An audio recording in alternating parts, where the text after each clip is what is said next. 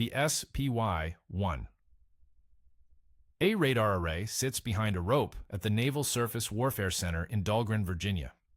8 feet across, octagonal. The face is flat, featureless, bolted steel, no spinning dish, no moving parts visible to the naked eye. Visitors walk past it on the way to more interesting exhibits. Most don't stop. They should. That slab of metal made the entire Libyan Arab Air Force afraid to leave the ground. No carrier air wing did that, no squadron of F-14 Tomcats. A radar panel bolted to the superstructure of a single cruiser paralyzed Colonel Muammar Gaddafi's air operations across the Gulf of Sidra in 1986. The Libyans had Soviet-built fighters, French-built missile boats, SA-5 surface-to-air batteries dug into the coastline. On paper, they had options. In practice, they had a problem shaped like the USS Ticonderoga. The Aegis combat system, and that's what SPY-1A was the eye of, could track over 200 airborne contacts simultaneously. It could guide more than a dozen missiles at once towards separate targets. Previous naval radar required operators to manually assign tracks, prioritize threats, hope the electronics kept up. Aegis did it automatically, at machine speed, 4 million watts of radiated power sweeping the sky every few seconds without a single mechanical rotation. The beam itself moved. The antenna stayed still. Most people know the Aegis name from missile defense tests or Hollywood movies, where destroyers shoot down ballistic warheads. The real story of how Aegis first proved itself, against a living, reacting enemy air force that chose not to react at all, doesn't get told much. If that's the kind of history you want, the real operational details, with nothing smoothed over, hit subscribe. Drop a like if this is already different from what you expected. And if you know something about Aegis operations in the 80s that I haven't covered, comments exist for a reason. Back to that radar face. The SPY-1A didn't just detect aircraft, it detected intent. The system's computers could calculate whether an inbound contact was on an attack profile, bearing, speed, altitude, rate of closure, and present a firing solution before a human operator finished reading the scope. A Libyan pilot lifting off from Ghurdabiyah Air Base showed up on Aegis screens within seconds of getting airborne, already catalogued and tracked, already matched to a standard missile in the vertical launch cells below deck. The Libyans figured this out faster than anyone expected. In 1968, a Soviet Tu-16 Badger flew low over the USS Essex in the Norwegian Sea, banked hard enough to show its belly, and the intelligence officers on deck counted 2 AS-5 Kelt anti-ship missiles slung under the wings. Big ones. Each carried a nuclear warhead option. The bomber had come in from the north, below the ship's radar horizon, and the first warning anyone got was the sound of turbojets rattling the flight deck windows. The Essex was an aircraft carrier. It had escorts. It had airborne early warning planes. None of that mattered. The Badger had gotten close enough to kill them all, and every officer watching it scream overhead understood the math. Soviet naval aviation wasn't building a few anti-ship bombers. They were building an entire doctrine around sinking American carriers before those carriers could influence a European land war. By the mid-70s, the Soviets had deployed the Tu-22M backfire, a supersonic swing-wing bomber capable of launching AS-4 Kitchen missiles from over 100 miles out. A Kitchen traveled at Mach 3.5 and carried enough explosive to break a carrier's keel. A regiment of backfires could launch 24 of them in a single coordinated salvo, arriving from different bearings within seconds of each other. The U.S. Navy's existing air defense systems couldn't handle that. The gap wasn't marginal, it was fundamental. The problem was mechanical. Every radar on every American warship in the early 70s used a rotating antenna. One dish, spinning, sweeping the horizon in a circle. It took between 4 and 10 seconds to complete a single rotation, depending on the system. During those seconds, the radar was blind to every direction except the narrow slice it happened to be pointing at. Track a missile coming from the east, and you lost awareness of what was approaching from the west. The computers feeding those radars were analog or early digital, capable of managing maybe a dozen tracks before operators started losing contacts off their scopes. Against a coordinated Soviet saturation attack, backfires launching from multiple axes, missiles arriving at Mach 3+, jammers flooding every frequency, the existing fleet defense network would have been overwhelmed in about 90 seconds. Rear Admiral Wayne Meyer, the man who would eventually run the Aegis program for over a decade, put it bluntly in a briefing to Congress. "We were looking at a naval force that could not defend itself against the threat it was designed to face." That quote appears in the program's official history. The United States Navy, the most powerful fleet on the planet, had a window in the mid-70s, where its own leadership believed a carrier battle group could be destroyed by a single regiment of Soviet bombers launching from outside the range of any defensive weapon the fleet carried. The Soviets didn't need to match America ship for ship. They just needed enough missiles in the air at the same time. Meyer's solution was radical. Throw out the rotating antenna entirely. Replace it with a fixed-face phased array that steered its beam electronically. Thousands of tiny phase shifters behind each panel redirecting radar energy at the speed of light instead of the speed of a spinning motor. 4 panels, one on each face of the superstructure, giving 360 degrees of coverage with zero mechanical movement. The radar could jump from tracking a missile at bearing 090 to interrogating a new contact at bearing 270 in microseconds. The sweep delay vanished, and so did the blind spots. Then connect that radar to a computer fast enough to process every track simultaneously and assign weapons without waiting for a human to catch up. The Navy had tried something similar before. The Typhoon combat system in the early 60s used phased array concepts, but the electronics weren't ready.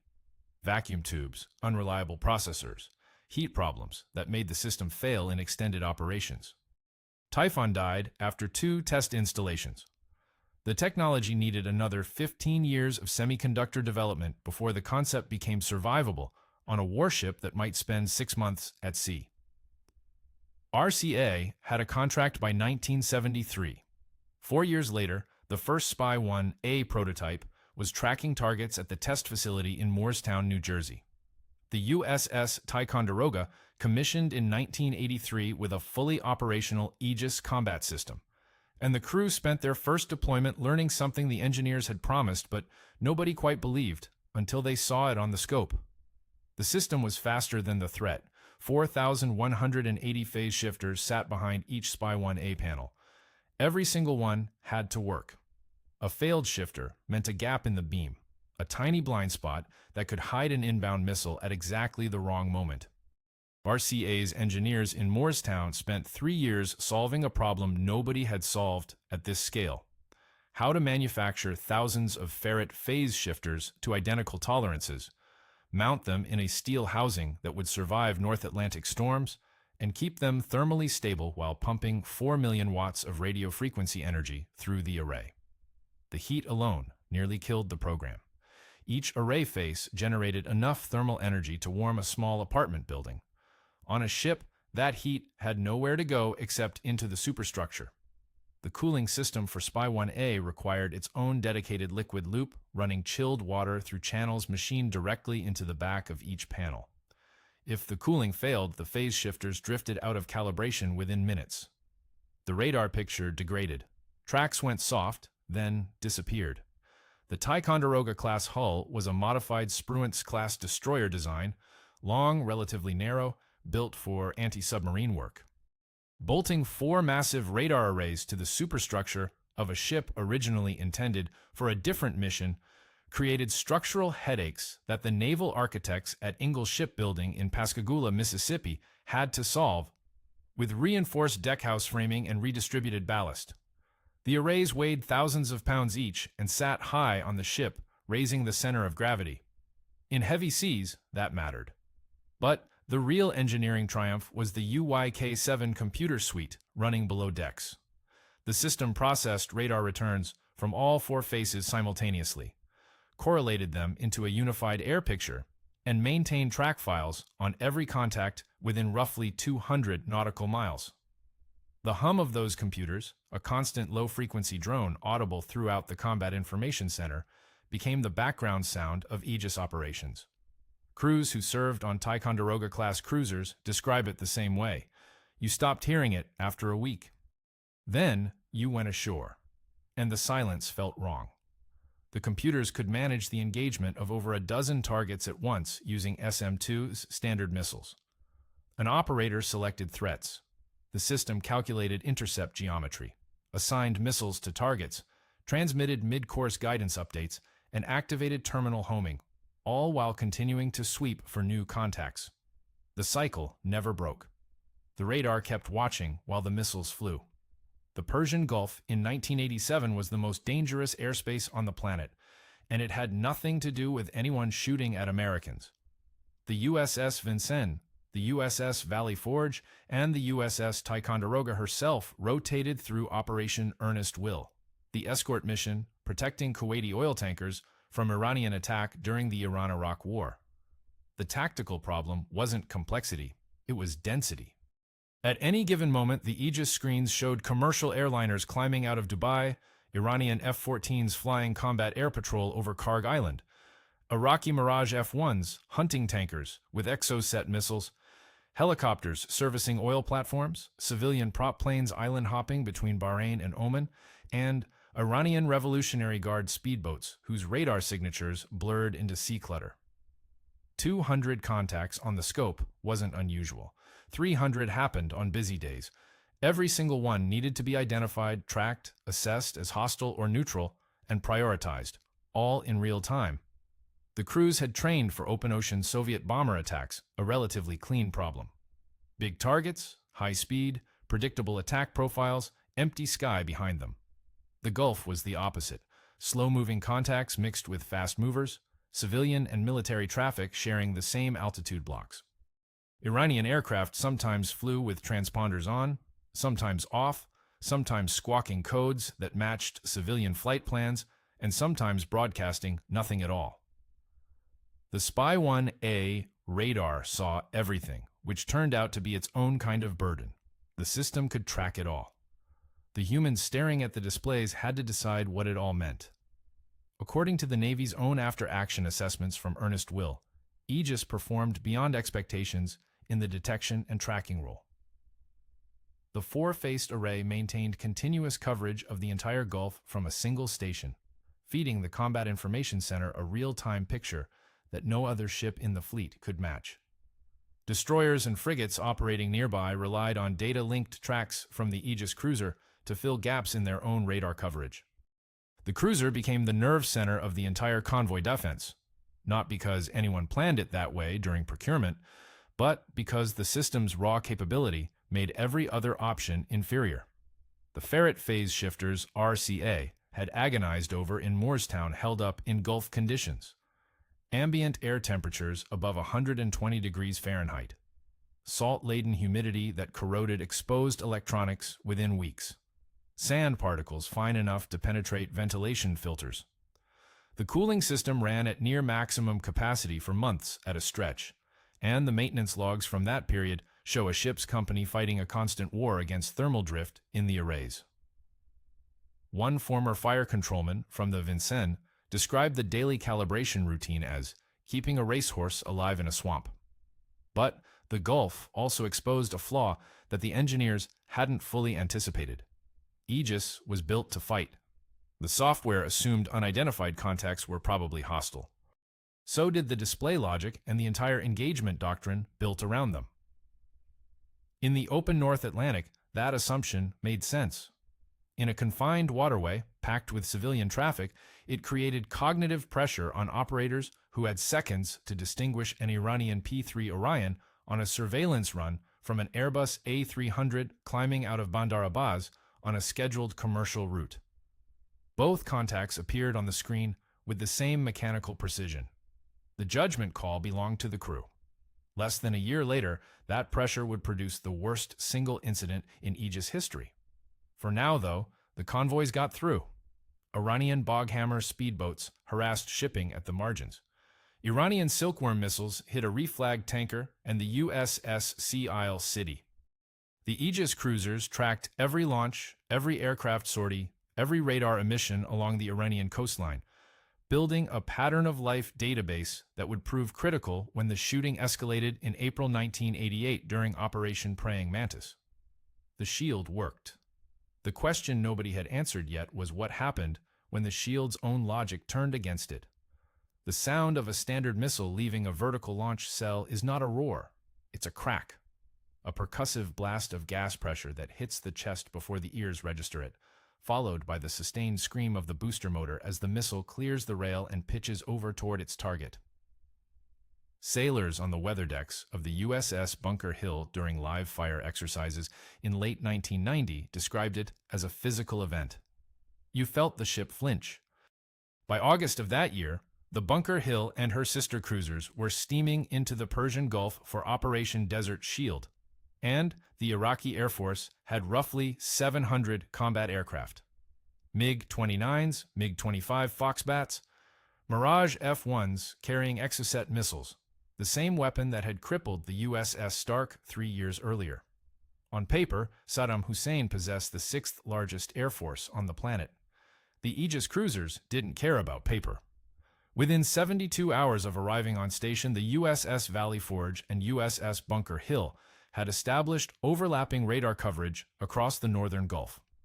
The Spy-1B arrays, an upgraded variant with better clutter rejection than the A model that had struggled in Gulf conditions during Earnest Will, painted every aircraft lifting off from Iraqi bases in the Basra region. Coalition air commanders suddenly had something they hadn't expected to receive from the Navy: a real-time, continuous air picture extending hundreds of miles inland, updated faster than any ground-based radar in the theater could manage. The effect on planning was immediate. Air Force General Chuck Horner, running the air campaign, later acknowledged that naval Aegis tracking data filled critical gaps in the coalition's surveillance architecture during the early weeks when land-based assets were still deploying. The cruisers were already on station, radars spinning before the first ground-based arrays had even been uncrated. We could see them before they could see us became the operational reality, and it applied at every altitude from sea level to the stratosphere. Iraqi pilots flying training sorties in September and October noticed something strange. Coalition intercepts arrived with unnerving accuracy. Combat air patrol fighters vectored onto Iraqi formations minutes after takeoff, guided by track data that originated on ships the Iraqis couldn't locate and couldn't jam. The phased array didn't emit a scanning pattern that Iraqi radar warning receivers were programmed to recognize. To their electronic warfare suites, the Spy-1B looked like background noise. By November, Iraqi flight hours dropped measurably. Intelligence analysts at CENTCOM attributed part of the decline to fuel shortages from the embargo. The rest they attributed to something harder to quantify: pilots who had stopped trusting their own sky. 41 days. That's how long the air war lasted before the ground campaign began. In that window, the Iraqi Air Force flew fewer than 200 offensive sorties, 700 aircraft, 200 sorties, 41 days of war to use them in. Look at those numbers. They describe an Air Force that chose not to fight. The decision wasn't cowardice, it was arithmetic. Iraqi air commanders had access to the same open-source intelligence everyone else did.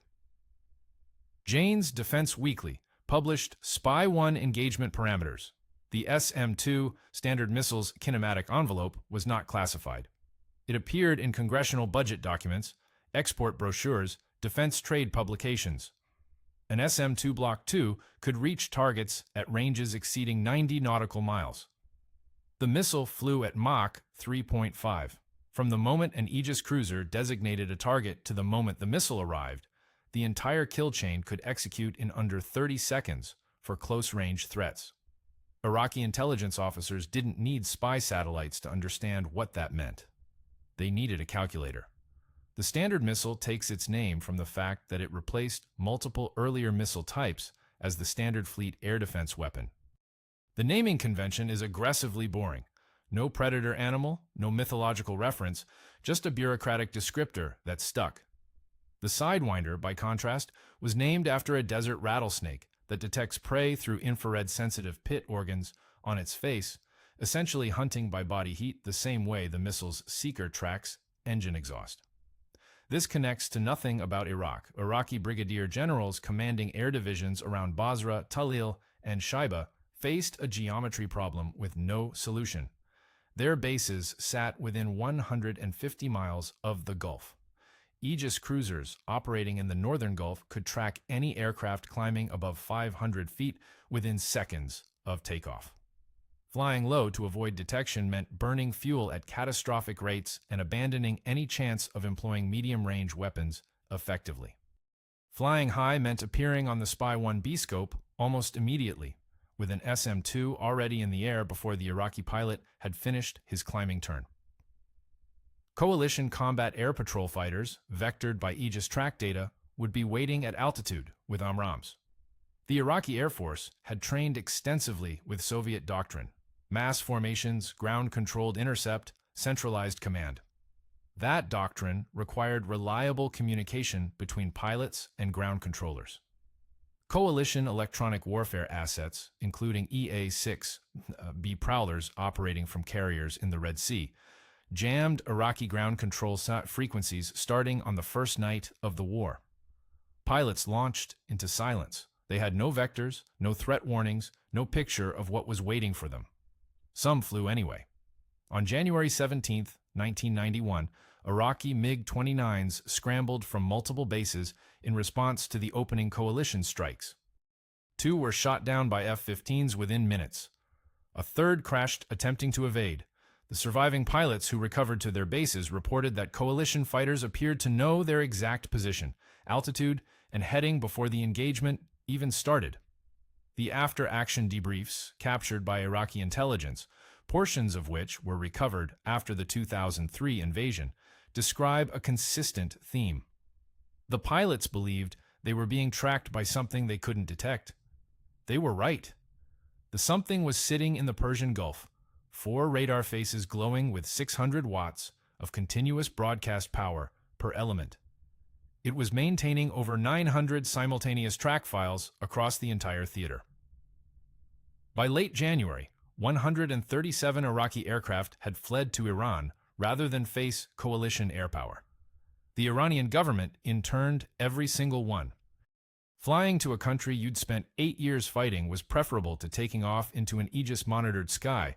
That's how Iraqi pilots assessed their survival odds. The cruisers could see everything, and the missiles could reach everything the cruisers could see. The Iraqi Air Force had no answer for either capability. The Combat Information Center aboard the USS Bunker Hill sat 60 feet below the weather deck, bathed in the blue-green glow of dozens of display screens. No windows, no natural light, no sound except the hum of cooling fans. The air held a permanent chill from the cooling systems feeding the computers, and it carried a smell the crews all described the same way: ozone and stale coffee. For 43 days straight, the men and women in that room managed the most complex air defense picture in the history of naval warfare. On the first night alone, January 17, 1991, coalition forces flew over 1,000 sorties into Iraqi airspace. Every single one of those aircraft appeared on the Aegis displays: outbound strikers, returning strikers, tanker tracks orbiting at 25,000 feet. EA-6B prowlers racing ahead of strike packages to suppress Iraqi radar. F-15s on combat air patrol. British Tornadoes hugging the deck at 400 knots. The SPY-1B tracked them all simultaneously while continuing to scan for Iraqi fighters, Iraqi missiles, and the ever-present commercial traffic that still cluttered the southern Gulf. 900 track files, updated every few seconds. For 43 days. The Aegis cruisers didn't fire a single standard missile in anger during Desert Storm. I think that's the most important fact about the entire campaign. The system built to kill aircraft at 90 miles accomplished something more valuable by never needing to. It held the umbrella so completely that the threat never materialized underneath it. Before the war, Pentagon planners had projected coalition aircraft losses between 100 and 150 airframes in the first 2 weeks. The actual number after 43 days was 38, and not one was lost to an Iraqi fighter that penetrated the fleet's air defense zone. Everyone had expected attrition. What they got was dominance. Cruiser crews stood 12-hour watches in that cold blue room, cycling through threat assessments on contacts that almost never turned hostile, maintaining the same edge on day 39 that they'd held on day 1. The psychological weight of that sustained vigilance doesn't appear in after-action reports. According to the deck logs from the Bunker Hill, the ship went to general quarters 11 times during the campaign for contacts that were eventually identified as non-threatening. 11 adrenaline spikes, 11 moments where the kill chain spun up and a human being decided not to complete it. The system wanted to fight. The operators kept telling it, no. Captain Thomas Stanley stood on the bridge wing of the USS Mobile Bay in late February 1991, watching the oil fires burn along the Kuwaiti coastline, and said something his executive officer remembered years later. "We trained to shoot. We won by watching." The post-war analysis bore him out. The Center for Naval Analyses published its classified assessment of Aegis performance during Desert Storm in the summer of 1991. The report ran to several hundred pages. Its central finding could be compressed into a single sentence. The Aegis combat system achieved air dominance over the maritime theater without expending a single surface-to-air missile in combat. The analysts used the phrase deterrence through demonstrated capability, language borrowed from nuclear strategy, applied for the first time to a conventional ship-based radar system. The implication was staggering. A weapon designed to kill supersonic missiles had instead killed the willingness to launch them. Stanley had commanded the Mobile Bay through the entire campaign. His ship maintained station in the Central Gulf, filling the gap between the Bunker Hill to the north and the Valley Forge further south. Between the three cruisers, there was no dead space. Every cubic mile of airspace from the Saudi coast to the Iranian border existed inside an overlapping web of Spy 1B coverage. Stanley's Combat Information Center logged over 14,000 individual track correlations during the 43-day air war. 14,000 contacts identified, classified, monitored, and released. The paperwork alone would have buried a 1970s-era destroyer. The word Aegis comes from Greek mythology, the shield of Zeus, sometimes described as a goatskin cloak, sometimes as a bronze buckler. Later sources added a supernatural dimension, a barrier that turned enemies to stone. Ancient sources couldn't agree on what it looked like. They agreed on what it did. Nobody who faced it survived. Stanley's crew never learned most of their contacts' identities. A blip designated as Track 742 might have been a coalition F-16 returning from a strike mission or a Saudi C-130 hauling cargo. The system didn't care about names. It cared about trajectory, speed, altitude, radar cross-section, and electronic emissions. If the computed profile matched a threat template, the system elevated the contact automatically and presented firing solutions to the weapons coordinator. The human in the loop had seconds to decide.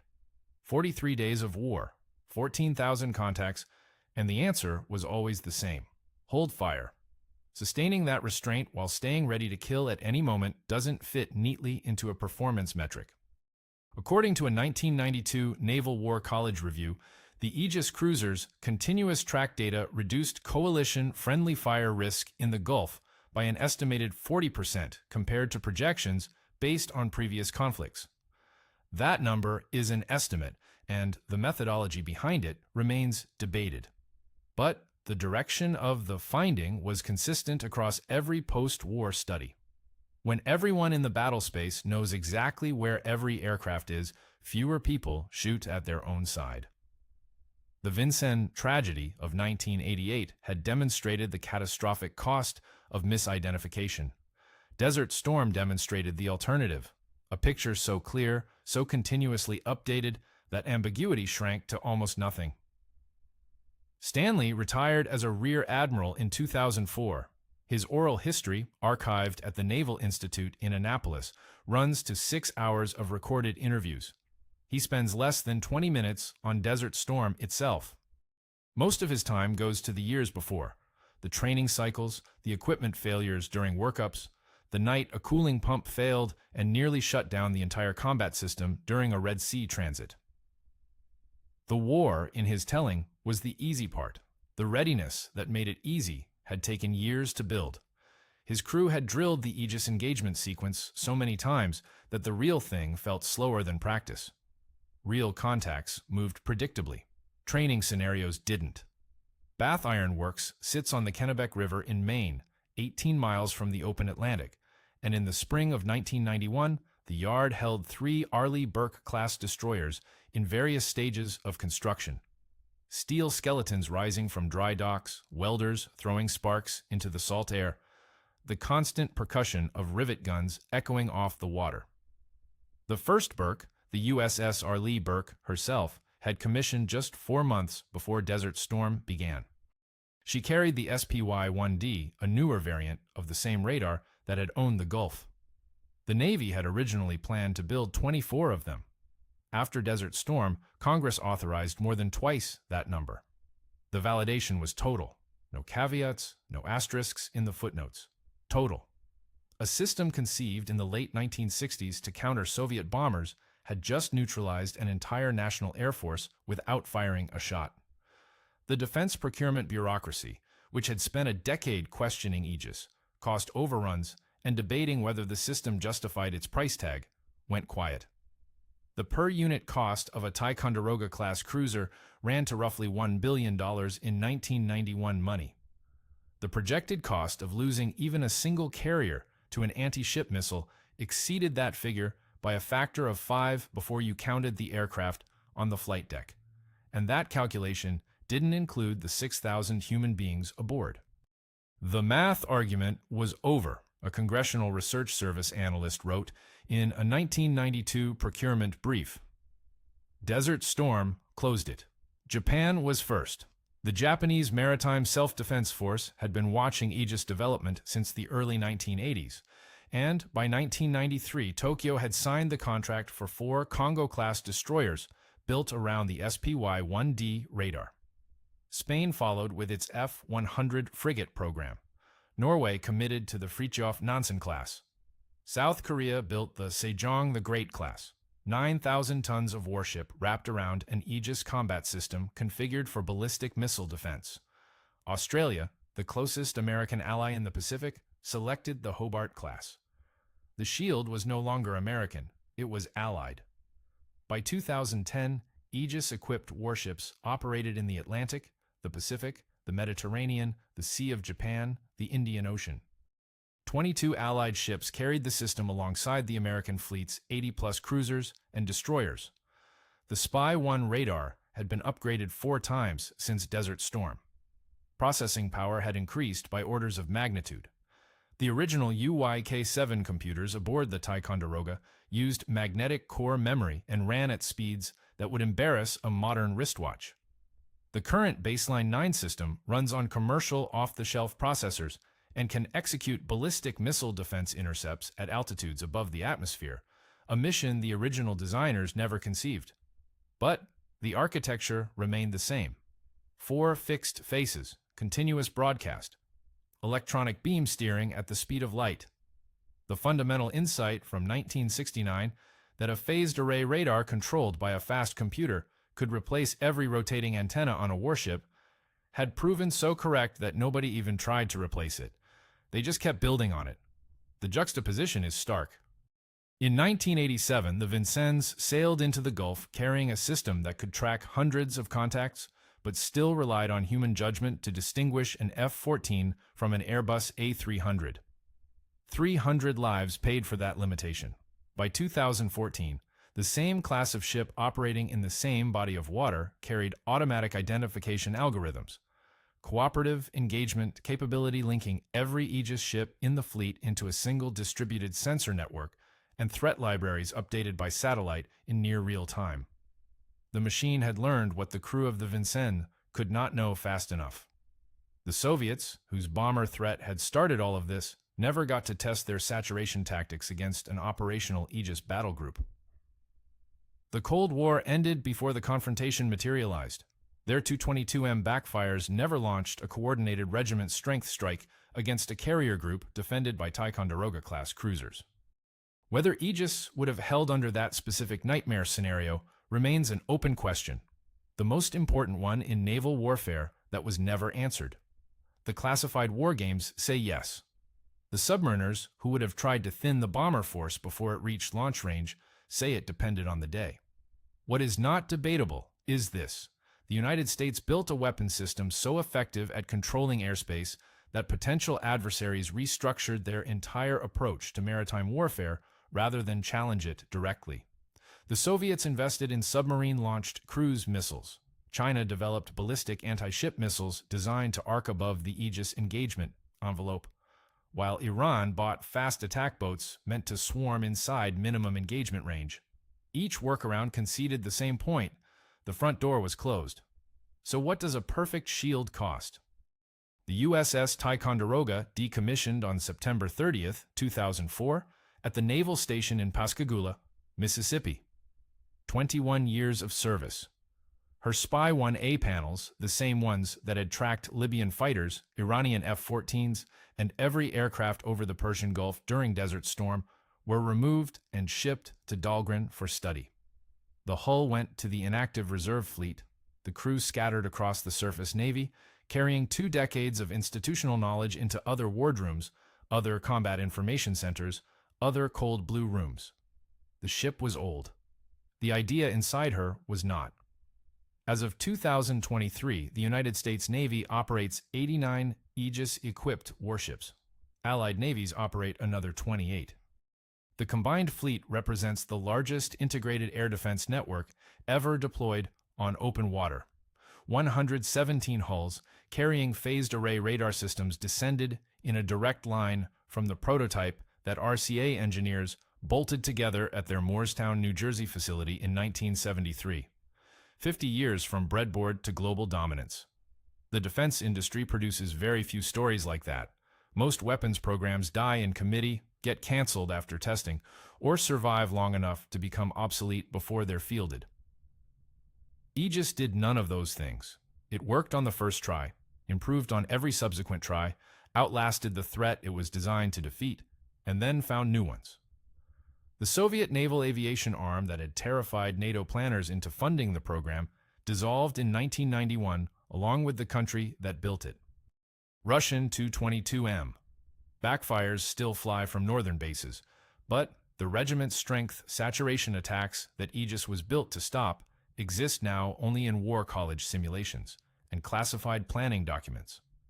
The shield survived the sword. That almost never happens in military procurement. Weapons built for a specific enemy tend to become irrelevant when that enemy disappears. Aegis adapted instead, absorbing ballistic missile defense, cooperative engagement capability, integrated fire control networks, and theater-wide data sharing, because the underlying architecture was flexible enough to accept missions its creators never imagined. Now, look at the price tag. According to Government Accountability Office reporting, total Aegis program expenditure from 1969 through 2020 exceeded $100 billion across all ship classes, upgrades, missile procurement, and shore infrastructure. $100 billion. That number looks enormous in isolation. Measured against the carrier battle groups it protected, each one representing 15 to 20 billion in capital assets and 5 to 6,000 irreplaceable personnel, it looks like the best insurance policy the Department of Defense ever purchased. The Navy lost 0 carriers to air attack during the entire Cold War and every conflict since. 0. Whether Aegis deserves full credit for that number or partial credit depends on who you ask. But the credit is not 0, and even skeptics concede as much. The Arleigh Burke class is still in production. DDG-136, the future USS Quentin Walsh, is scheduled for delivery in 2026. She will be the 89th ship of her class, a production run that started in 1988 and shows no sign of ending. Bath Iron Works and Huntington Ingalls split the construction contracts. The welders in Maine and Mississippi are building essentially the same ship their predecessors built 35 years ago, updated with new computers, new missiles, new software, but still organized around 4 fixed radar faces staring outward at the horizon. Somewhere in the Western Pacific this morning, an Aegis destroyer is on station. Her Spy 1D panels are radiating. The Combat Information Center is manned. The coffee is burnt. The cooling fans are humming, and the display screens show every aircraft within 200 miles, civilian, military, allied, unknown. The watch team is cataloging contacts, correlating tracks, updating the picture. In 4 hours, another crew will relieve them. The radar will keep broadcasting. 89 ships, 117 across the alliance, 4,612 days since the last carrier took fire. The watch continues.